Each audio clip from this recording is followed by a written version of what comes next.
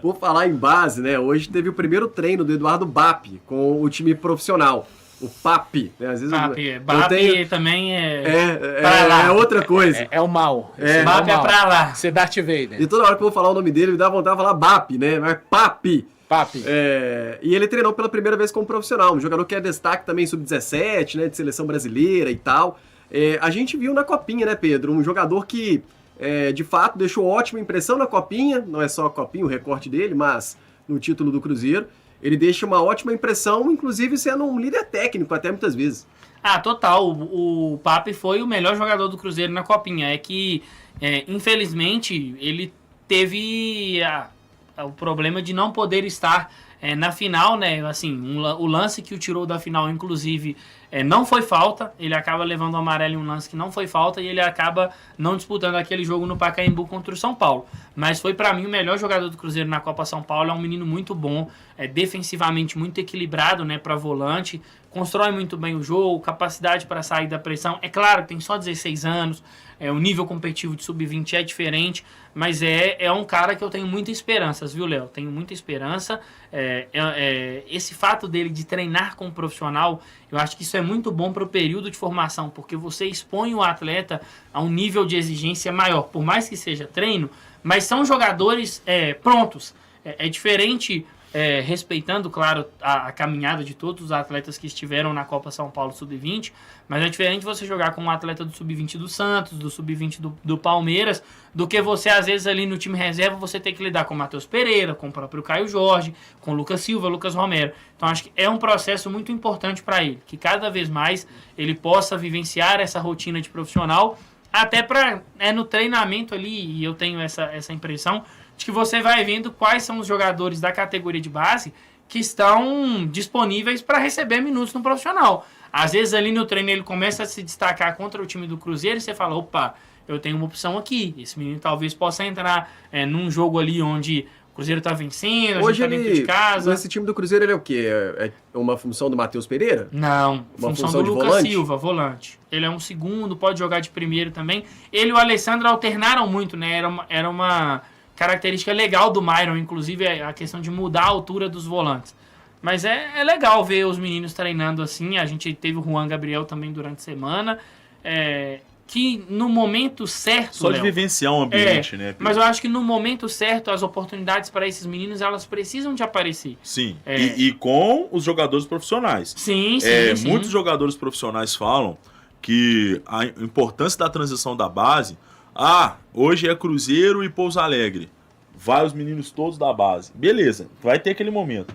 Só que esse garoto, ele tem que ter um momento de entrar num jogo no meio dos profissionais. Concordo, ele tem porque que jogar da cavalaria. É ali que ele vai sentir o jogo, cara, entendeu? É porque... E falta isso, velho. Eu entendo que existem 3 estágios para o desenvolvimento do atleta quando ele vai ser inserido no elenco principal.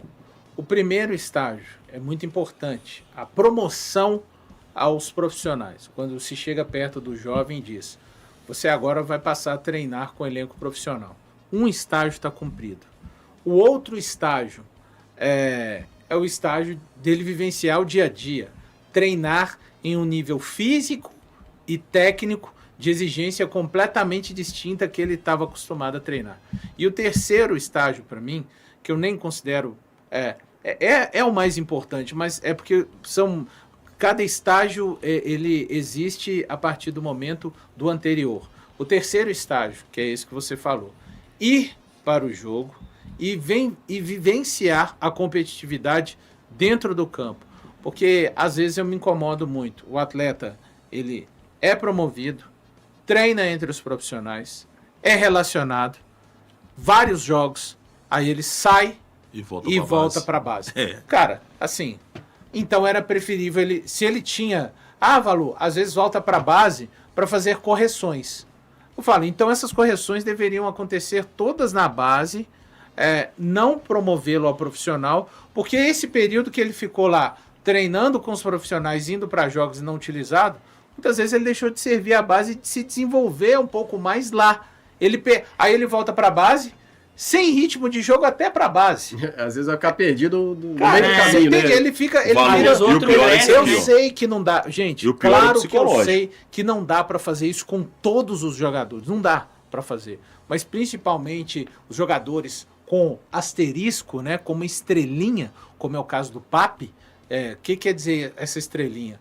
Tendência de ser um jogador com um potencial diferenciado. Promissor, né? Você precisa de ter um cuidado, Total. sabe, ainda maior. Agora, outra coisa que me deixa chateado, e eu e Samuel em muitos jogos, desde o ano passado do Cruzeiro, às vezes o Cruzeiro tá vencendo bem o jogo. Tem aquele jogador que não veio da base, que entra todo... Vou dar um exemplo. Cruzeiro vencia de 3-0 o adversário. 30 minutos, Eduardo vai entrar, é o menino da base lá e não entra. Isso, às vezes, pelo o placar que foi construído, o momento de inserir o menino. Entendeu? Aquele jogo contra o Uberlândia mesmo, né? Quando vai ter a troca ali dos zagueiros, era o momento de Pô, dar uma oportunidade. Verdade, ao Bruno Alves. verdade, cara, Que mal verdade, que o cara. Uberlândia ia fazer o Cruzeiro àquela altura. Não, e já sabe? tava o Assim. quê? 4-0? Era, né? É, 3 o ou Cruzeiro 4-0. vira... Então, É que assim, é muito...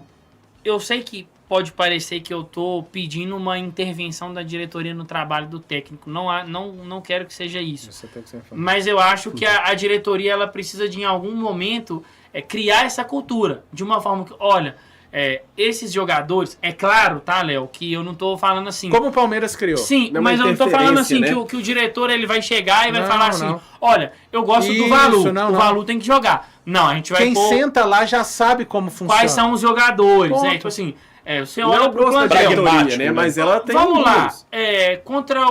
contra o RT, o Cruzeiro tava vencendo 2-0. Cara, por que o Juan Gabriel não pode entrar naquele falamos jogo? isso na transmissão. Foi entrar jogadores que às vezes... O Christian, que tava jogando. Christian que vinha numa sequência de jogos também. Ah, mas estava com um jogador a menos, cara. E aí, gente? Não, mas ali tava É. igual. O jogador do RT foi expulso quando o VAR fez a falta do Matheus Pereira. verdade. A expulsão Bem foi logo lembrado. em seguida do Matheus Henrique. Bem legal, E o gol bem do lembrado. RT foi no último minuto do jogo. velho. Total. Entendeu? Aí, tipo assim, Samuel falou isso na transmissão. no jogo contra o Tombense, ele até entrou bem, tá? Mas o Vitinho entrou, pô, coloca o Juan Gabriel, coloca o Batistella, agora já não tá nem mais aqui. E o então, Vitinho teve oportunidade. né? teve, eu acho que é isso, entendeu? É assim, eu sei que era o começo do trabalho do Tite, mas quando vai para aquele jogo contra o Pouso Alegre, a gente vai ter a molecada. Pô, o Rodriguinho pode até entrar, mas começa com os meninos, deixa a gente ver os meninos, e aí se você vê que você sentiu e poderia acontecer, por mais que seja o Pouso Alegre, E vamos ser poderia sinceros, acontecer do são menino jogadores sentir. que a gente já sabia que não seriam aproveitados. Total. Você concorda comigo? Vitinho e Rodriguinho. Eu concordo. E a gente tem meninos aqui surgindo que poderiam pegar E a me oportunidade incomoda, deles, cara. Isso me ainda incomoda mais. demais, Aí velho. é outra coisa, eu vou parecer repetitivo, mas a gente tem que falar quando o erro acontece. Quando o Spindle vai para uma entrevista e justifica a venda do Batistella, falando que ele estava atrás de uma suposta fila e cita o Juan Gabriel. Eu até concordo, o Valu sabe dessa opinião, o Samuel estava aqui outro dia quando eu falei. Em questão de características, não estou falando quem é melhor ou pior, características. O Juan Gabriel, para mim, é quem mais se aproxima do Matheus Pereira. Então, se você não vai ao mercado buscar um reserva para o Matheus Pereira, se você vai a uma entrevista e fala que um atleta está à frente de outro na fila, isso precisa de ser mostrado com atitudes. Falar, todo mundo pode falar. Eu posso virar e falar, pô, o Bruno Alves é um baita zagueiro. Mas se ele não jogar, ninguém vai... esse Pedro aí tá falando asneira. Eu quero ver esse Bruno Alves jogando. Eu quero ver o Juan Gabriel. Até pra gente entender se o Juan ainda precisa de mais tempo lá com o Myron, trabalhando no Sub-20, ou precisa de mais tempo treinando. Não sei se isso permanece ainda, mas eu lembro que uma época eu escutei um podcast e o River, na época, se eu não me engano, era a gestão do Gustavo Grossi na base do River. Ele até trabalhou no Internacional posteriormente. Eles tinham uma metodologia de que era assim, um atleta subia para o profissional e aí ele precisava de ir bem por um período dos treinamentos contra o time principal, para ir receber as oportunidades. Acho super válido. Acho que esse episódio aconteceu também no Palmeiras, à época com o Hendrick, que o Abel falava, quando ele começar a superar os nossos jogadores, ele vai jogar. E aí o Gustavo Gomes procurou o Abel para falar, olha, ele já tá dando trabalho pra gente, então pode botar. Então, colocar o menino para ser experimentado, pelo menos na rotina ali do dia a dia, frequentar o banco, O próprio Wallace que o Valu citou, é melhor você ter o Juan Gabriel no banco ou o Wallace? Eu prefiro o Juan Gabriel, por mais que eu não tenha visto ele no profissional. Eu prefiro o Juan Gabriel. Eu espero mais do Juan Gabriel, do Murilo Hickman, do próprio Eduardo Papo com 16 anos, do que eu espero do Wallace. Fala aí, galera, gostou desse vídeo? Pois é, tem muito conteúdo aí para você acompanhar. Compartilhe, deixa o like, comente também e acompanhe toda a nossa programação aqui na Samuca TV. Valeu, tamo junto, vamos que vamos!